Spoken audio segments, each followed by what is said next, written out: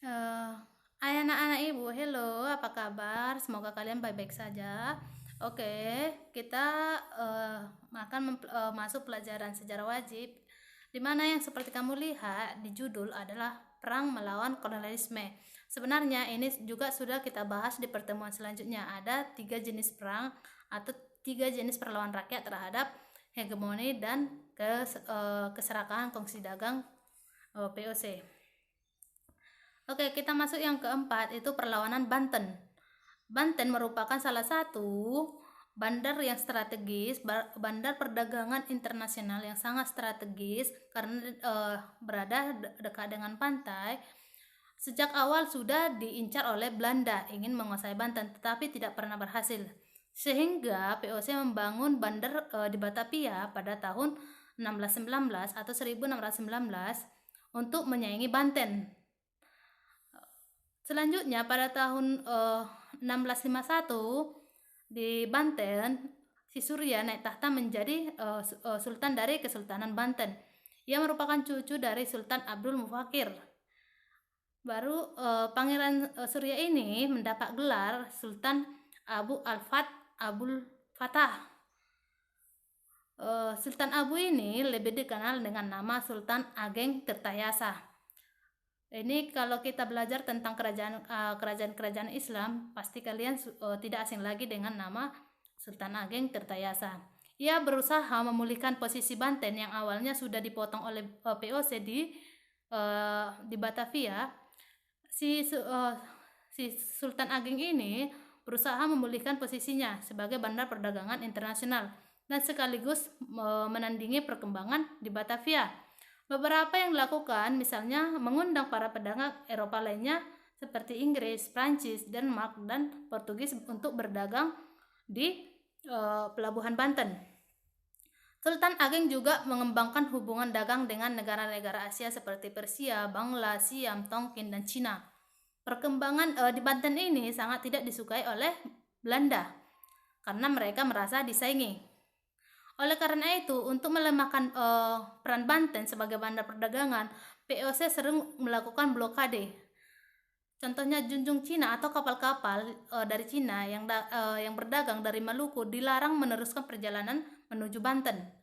Jadi perjalanannya dipotong oleh POC. Dalam rangka memberi tekanan dan memperlemah kedudukan POC, rakyat Banten juga melakukan perusakan terhadap beberapa kebun kebun tebu milik POC. Akibatnya hubungan antara Banten dan Batavia semakin memburuk. Menghadapi serangan pasukan Banten, POC terus memperkuat Batavia dengan mendirikan benteng-benteng. Seperti yang kamu lihat ada benteng Norwich. Tulisannya NOORDWIJK. Sementara itu, untuk kepentingan pertahanan, Sultan Ageng memerintahkan untuk membangun saluran irigasi yang membentang dari Sungai Untung, Jawa, sampai ke Potang. Selain berfungsi untuk meningkatkan produksi pertanian, saluran irigasi ini dimaksudkan untuk memudahkan transportasi perang. Jadi transportasi air seperti itu. Pada masa pemerintahan Sultan Ageng, memang banyak dibangun saluran air atau irigasi. Oleh karena itu jasa-jasanya maka Sultan diberi gelar Sultan Ageng Tirtayasa. Tirta artinya air. Pada tahun 1671, Sultan Ageng Tirtayasa mengangkat putra mahkota Abdul Nazar Abdul Kahar sebagai raja pembantu yang lebih dikenal dengan nama Sultan Haji. Jadi dia mengangkat biar ada temannya untuk menghadapi POC. Sebagai raja pembantu, Sultan Haji bertanggung jawab urusan dalam negeri, sedangkan Sultan Ageng Tirtayasa bertanggung jawab terhadap urusan luar negeri, dibantu oleh putranya yang lain yaitu Pangeran Arya Purbaya. Pemisahan urusan pemerintahan di Banten tercium oleh perwakilan POC di Banten, yaitu si Sep. Ia kemudian mendekati dan menghasut Sultan Haji agar urusan pemerintahan di Banten tidak dipisah-pisah dan jangan sampai kekuasaan jatuh ke tangan Arya Purbaya. Jadi Arya Purbaya ini tadi juga diangkat oleh Siti Tayasa, itu anaknya yang lain untuk membantu dia. Sedangkan anak yang satu lagi Sultan Haji juga diangkat sebagai Menteri Dalam Negeri.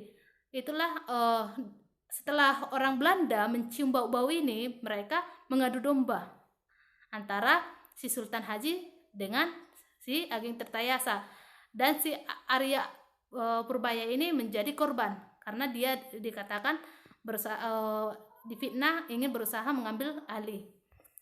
Selanjutnya, Sultan Haji juga sangat khawatir apabila dirinya tidak segera dinobatkan sebagai sultan. Sangat mungkin jabatan sultan itu akan diberikan kepada Pangeran Arya Purbaya atau saudaranya. Tanpa berpikir panjang, Sultan Haji ini segera membuat persekongkolan karena ini adalah ibaratnya belum mencari sumbernya bagaimana keadaannya. Makanya si Sultan Haji ini langsung panas sendiri. Dia membuat persekongkolan dengan POC untuk merebut tahta Kesultanan Banten. Timbullah pertentangan yang begitu tajam antara Sultan Haji dengan Sultan Ageng Tirtayasa. Dalam persekongkolan tersebut, POC dianggap sanggup membantu Sultan Haji untuk merebut Kesultanan Banten. Tetapi dengan 4 syarat. Itu syaratnya kamu lihat, Banten harus menyerahkan Cirebon kepada POC, monopoli lada di Banten dipegang oleh POC, dan harus menyingkirkan para pedagang Persia, India, Cina dari Banten. Banten harus membayar 600.000 ringgit apabila ingkar janji.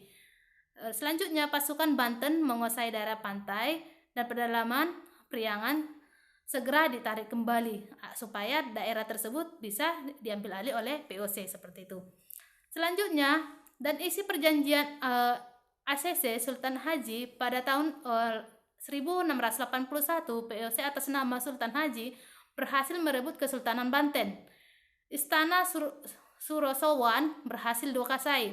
Sultan Haji menjadi sultan di Banten yang berkedudukan di Istana Surosowan. Sultan Ageng kemudian membangun istana yang baru berpusat di Tirtayasa. Sultan Ageng berusaha merebut kembali Kesultanan Banten dari Sultan Haji yang didukung oleh POC.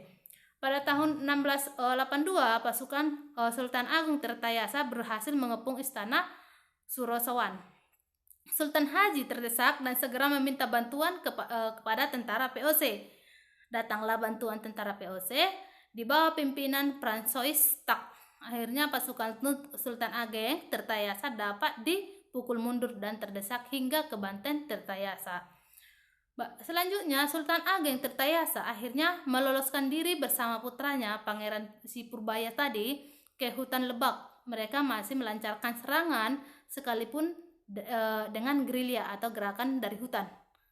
Tentara POC terus memburu Sultan Ageng Tirtayasa beserta pengikutnya yang kemudian bergerak ke arah Bogor.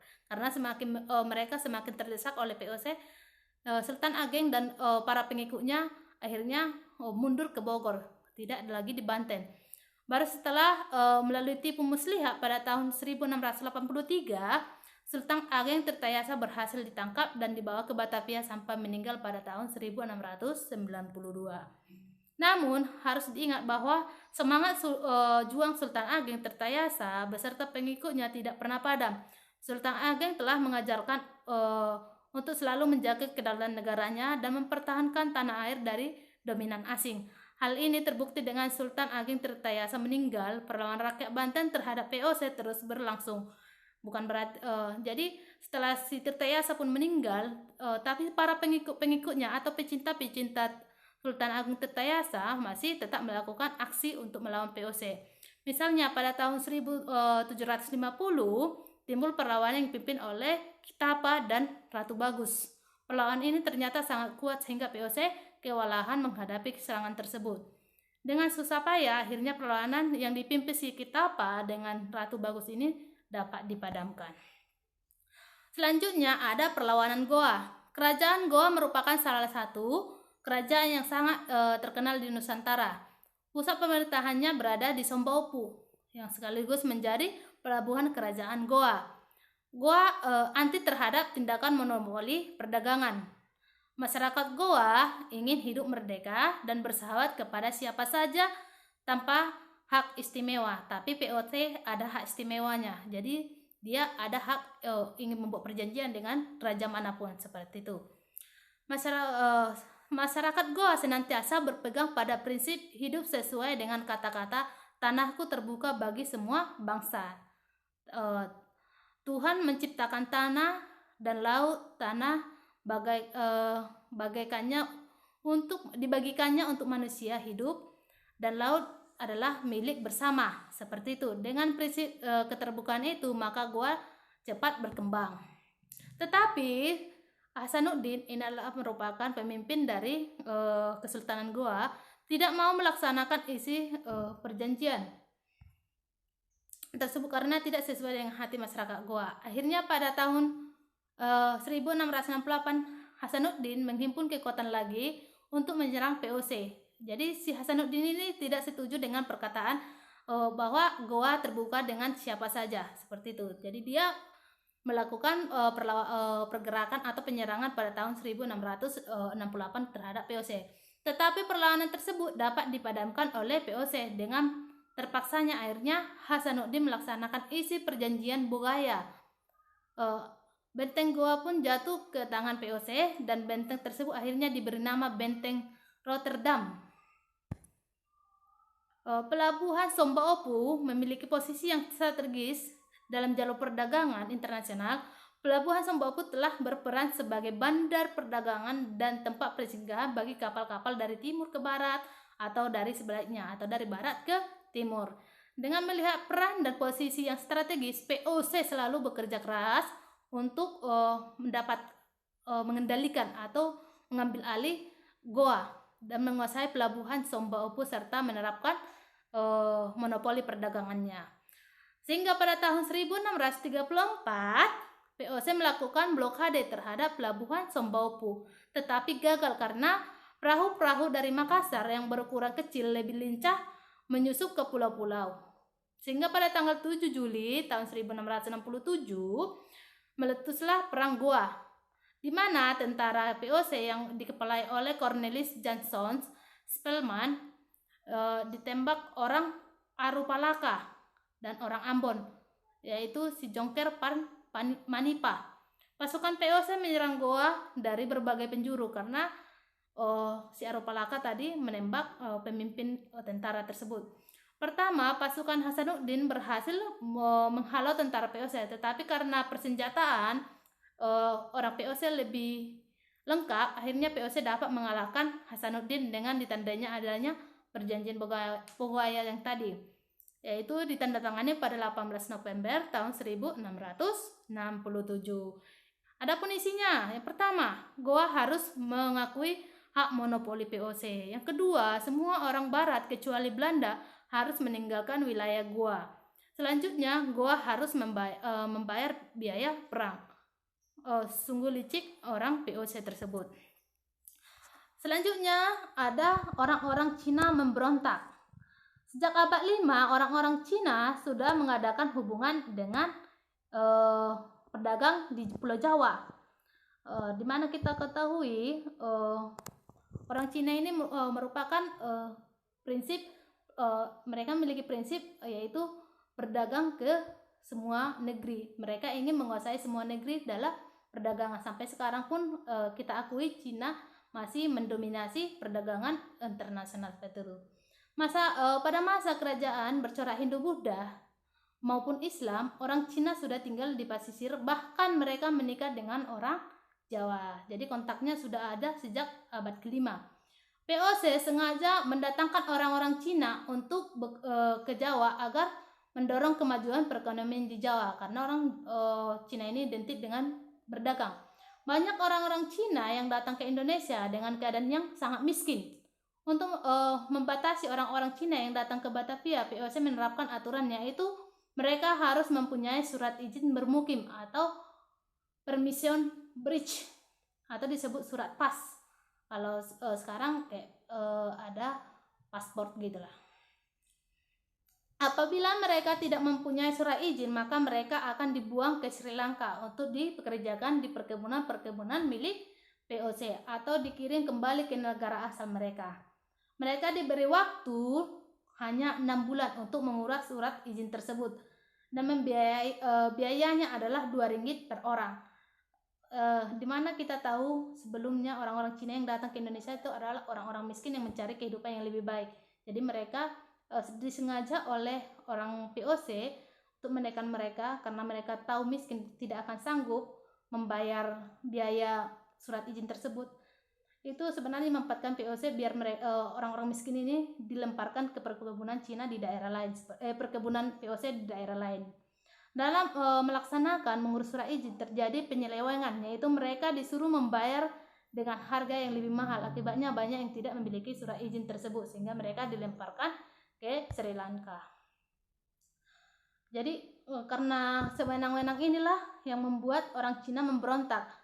Karena sebelum mereka datang, orang Cina itu bebas tinggal di Indonesia dengan menikah dengan orang-orang Jawa seperti itu. Tetapi setelah orang Belanda atau orang VOC sampai di Indonesia, tepatnya di Batavia, orang-orang Cina ini dipaksa harus mempunyai izin atau mempunyai surat izin untuk bertempat tinggal, atau kalau kita kenal sekarang itu seperti paspor. Jadi ada paspor bekerja, kalau sekarang paspor bekerja, paspor untuk belajar dan lain-lain, atau melancong seperti itu.